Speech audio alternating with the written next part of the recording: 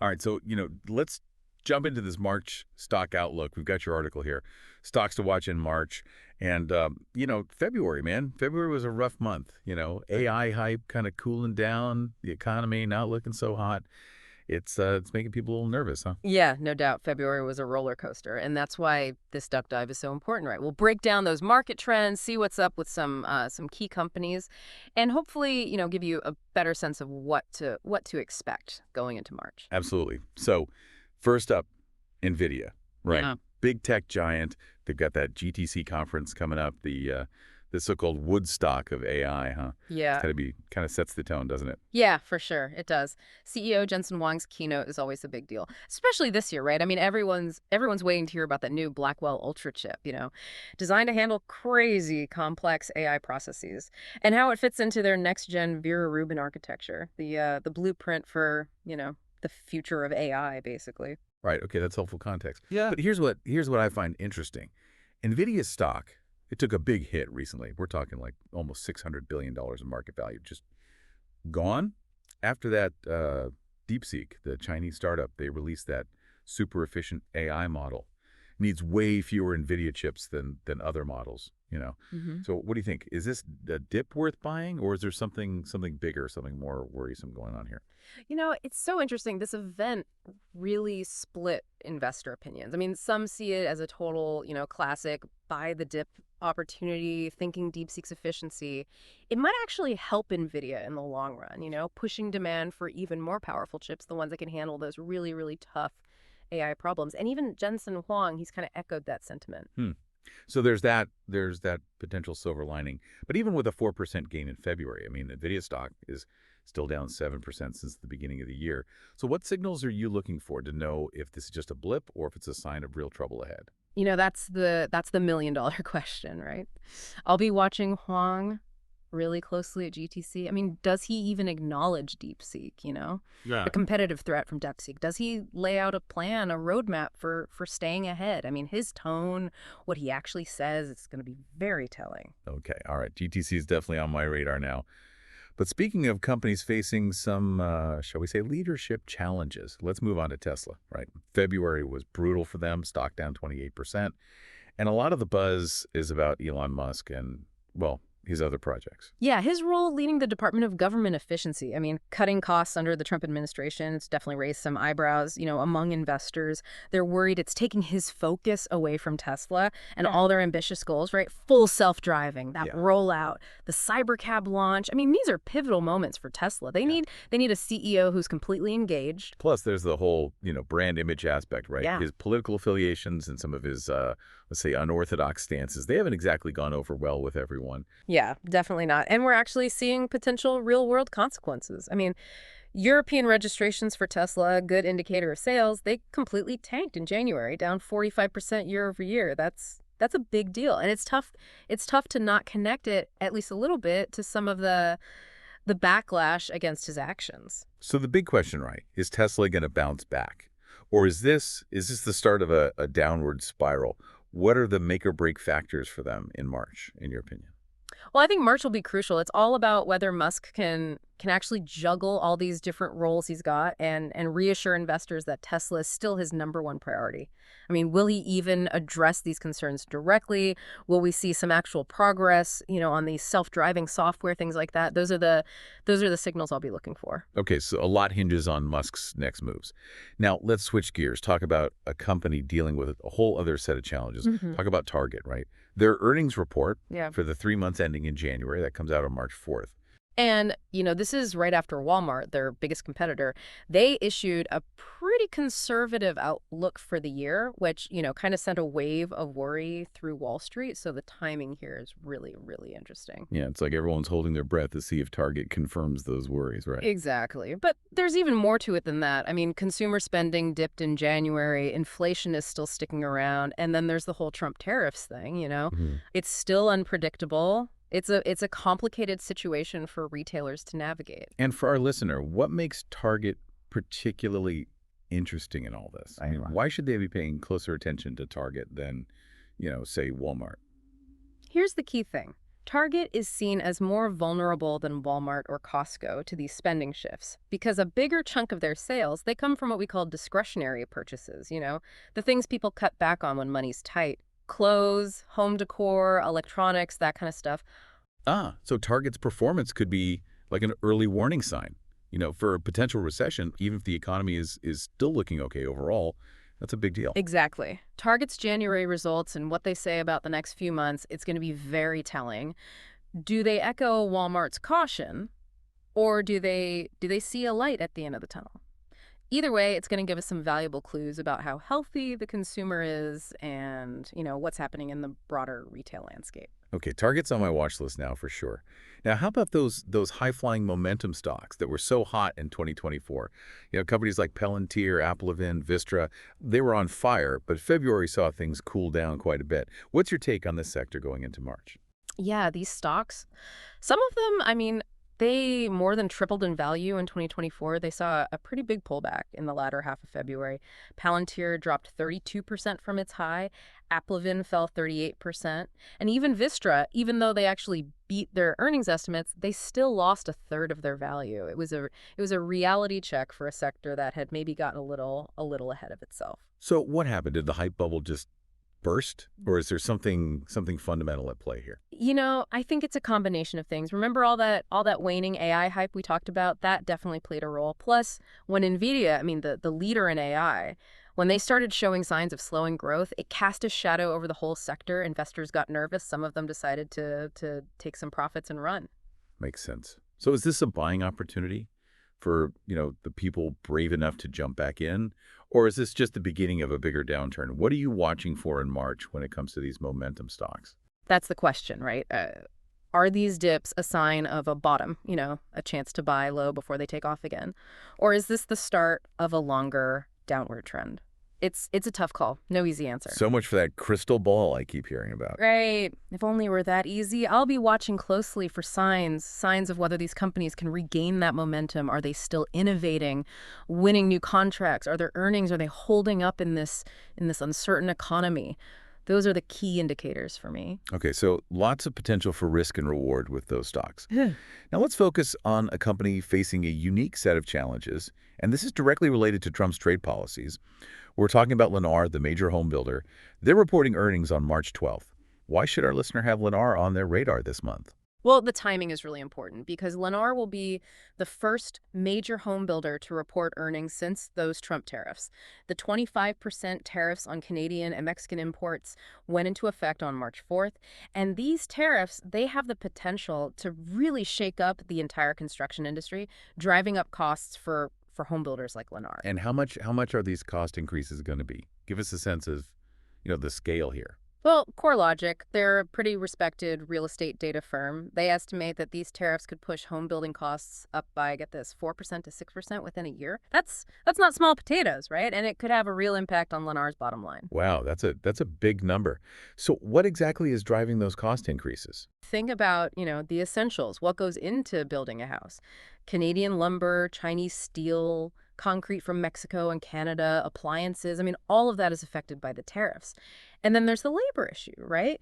Trump's immigration policies, they've got people worried about labor shortages in the construction sector, which of course could push costs up even higher for companies like Lennar. So Lennar is caught in this crossfire, right? Rising costs and potential labor shortages. Sounds like their earnings report and their outlook, that's going to be a major indicator of how these trade policies are actually playing out, in the real world. Exactly. Their insights, what they have to say, it's going to be really valuable for anyone interested in the housing market or, just the broader impact of these trade policies on the economy. Okay, so we got to talk about the big thing, right? The economy. We can analyze individual companies all day long, but at the end of the day, they're all kind of swimming in the same economic ocean, right? Yeah, absolutely. The macro environment, it sets the stage for everything else. And right now, it's pretty interesting, but also pretty complex. Give us the rundown. What are the key economic forces at play right now? The stuff that,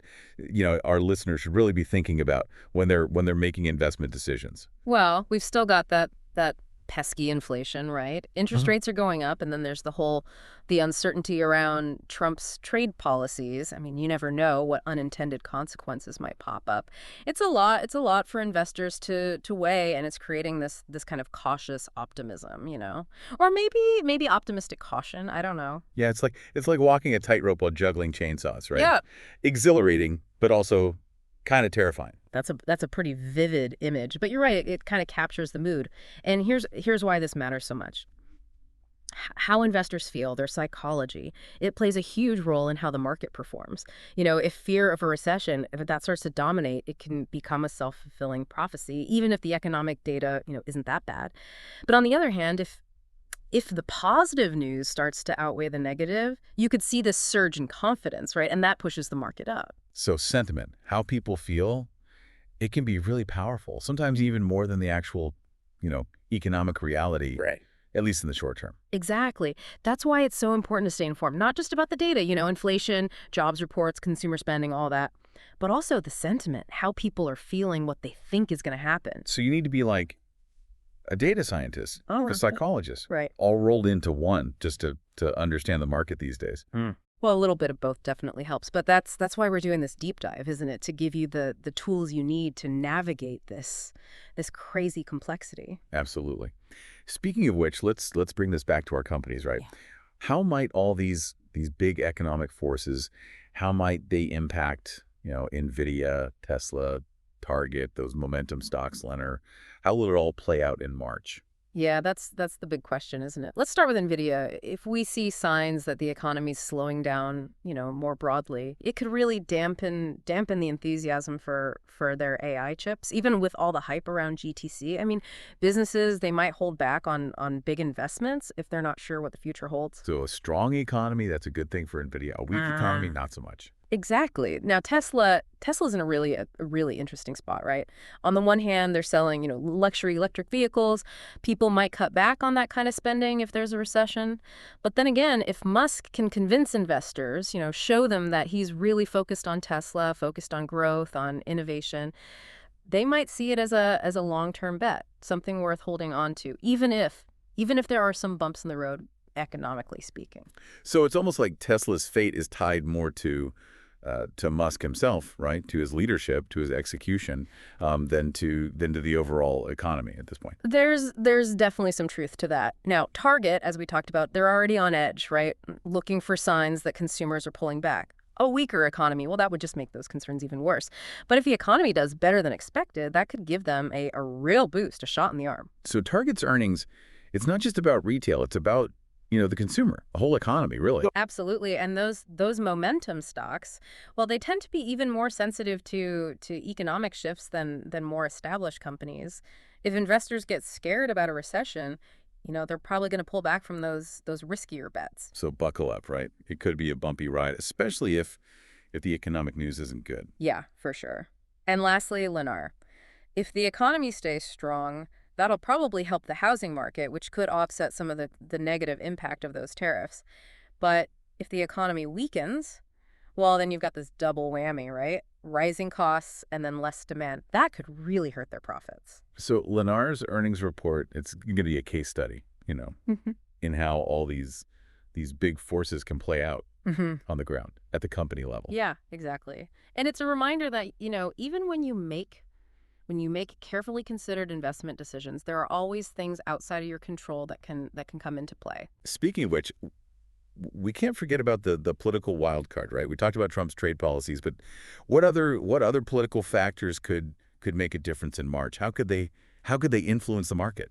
Well, political uncertainty, that always creates volatility. Investors, they like stability, they like predictability. So any big political events, any policy changes that create uncertainty that could spook the market, lead to sell-offs. And are there any specific political events or issues coming up in March that our listeners should be aware of? Well, I mean, there's always the chance of something unexpected happening, but a few things to keep an eye on.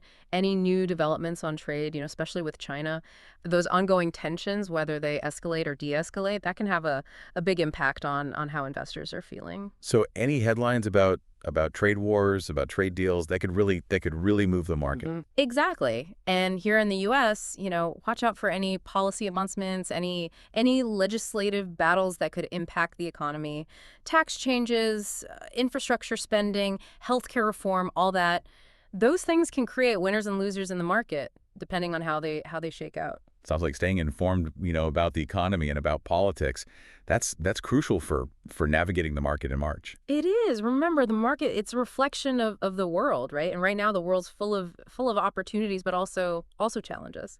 So how can they cut through all the noise? Yeah. Make sense of it all. It's easy to get overwhelmed with all the information out there. Yeah, that's true. But the good news is you don't have to be an expert in economics or politics to make good investment decisions. The key is to understand the big picture trends, figure out what the potential risks and opportunities are, and then develop a strategy that fits your own goals, your own risk tolerance. And that's what this deep dive is all about, right? Giving you the knowledge, the tools to navigate the market with confidence. Exactly. We're here to help you ask the right questions, analyze the information, and ultimately make choices that are right for you. Okay, so we've talked about the economy, the political landscape, but there's one more crucial piece we need to discuss, and that's investor sentiment. We've touched on it, but I think it deserves its own spotlight. I agree. Investor psychology, it's fascinating, And it's so powerful. It's not always rational. It's often driven by emotions, and it can have a huge impact on how prices move. So how can they kind of tap into that collective investor psyche? Get a sense of where sentiment is heading in March. Well, there are a few things you can do. First, pay attention to market indicators like the VIX. It's also called the fear index. It measures market volatility, and when it's high, well, it means that investors are feeling anxious, feeling uncertain. So if the VIX spikes, that could be a warning sign. Like, hey, trouble might be brewing. Yeah, it could be. Another thing you can do is follow the news, follow the chatter on social media about the companies and sectors you're interested in. Are people feeling, bullish or bearish? What are they saying? What are the main opinions out there? It can give you a sense of, the mood on the street, so to speak. So it's like reading the tea leaves of investor sentiment. Yeah, in a way it is. And don't underestimate the power of just talking to other investors. Share your thoughts, listen to theirs, get a feel for how they're feeling about the market. It's like crowdsourcing your market intelligence. Exactly. By tapping into all these different sources of information, you can get a more complete picture of investor sentiment, and you can factor that into your decision-making. So to recap, we've got the economic data, we've got political events, and then we've got, investor psychology, all these things swirling together to create this really complex market environment. It's a lot to keep track of. It is. But remember, investing is a marathon. It's not a sprint. Don't get too caught up in the day-to-day ups and downs. Focus on building a solid foundation of knowledge, develop a sound strategy, and be disciplined in your approach. That's great advice. So as we wrap up this part of our deep dive, let's bring it back to those key questions we raised earlier about our 5 spotlight companies. Right. We've got Nvidia. They're trying to get that AI rally going again with their GTC conference. Tesla, they're dealing with investor concerns about Elon Musk, his attention being divided. And then Target, they're facing a potential slowdown in consumer spending. And then there's that lingering question about those momentum stocks, right? Are they going to bounce back? Or are they going to keep falling? And how is Lennar going to deal with those rising costs, those potential labor shortages? So many moving pieces. But with all of this in mind, let's dive into the final part of our deep dive. We'll explore the specific signals, the specific events we should be watching for in March. Those are the things that will help us answer those crucial questions. All right, so we've laid the groundwork here. We've looked at the economy, the political scene, even, tried to get into the minds of investors. So let's get specific. What actual signals, what events should our listener be watching for in March? The things that'll help them, put it all together and hopefully make some smart investment decisions. Yeah, good question. It's all about connecting the dots, taking those big forces we talked about and seeing how they play out with these companies we're focusing on.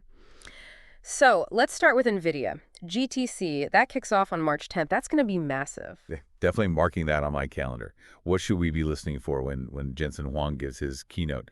Any hints that could tell us if Nvidia is, back in the game, or if they're headed for more trouble? I'll be listening for a few things. First, does Huang even mention DeepSeek, the other companies, that are building these more efficient AI models? Does he address that threat? Second, what's his tone like? What's he actually saying about Nvidia's future, their roadmap? Is he talking about, continued dominance, innovation, or is there a little bit of defensiveness there, uncertainty? And then finally, listen for any announcements, new products, partnerships, strategic stuff. Those could give us some clues about how NVIDIA plans to deal with this changing landscape. Okay, so GTC, it's all about reading between the lines, huh? Looking for those subtle hints. Yeah. Now, how about Tesla?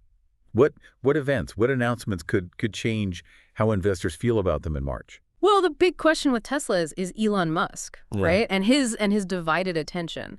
So I'll be watching for any signs that he's putting his energy back into Tesla, back into their main goals. Will we see some real progress on the full self-driving software?